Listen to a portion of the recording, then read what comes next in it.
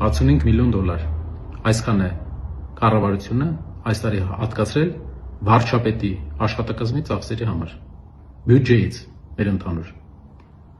Ինչ կարող է անել լավ կառավարությունը 65 միլիոն դոլարի բյուջեով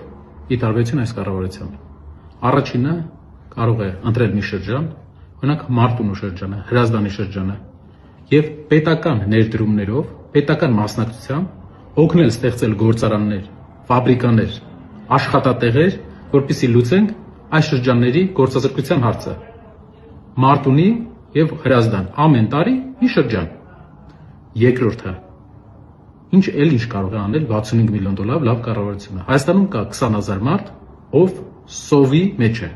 այսինքն ծայրահեղ աղքատ ունեն 20000 մարդ։ 65 միլիոն դոլարով լավ կառավարությունը այդ մարդկանց համար կապահովեր սնունդ եւ հագուստ եւ կլուծեր ծայրահեղ աղքատության հարցը մեր երկրում ամբողջ տարին։ Էլ ինչ կարելի է անել։ Կարելի է 100,000 թոշակառուների ամենաանապահով թոշակառուների, ում եկամուտները միայն թոշակներն են, բաժանել քարտեր,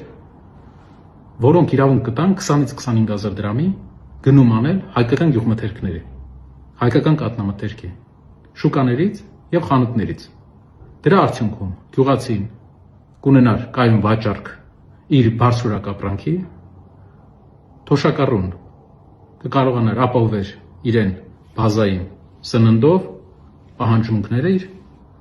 իսկ մեր երկրում մենք կլուծեինք 100,000 մարդու խնդիր։ Դուք կարող եք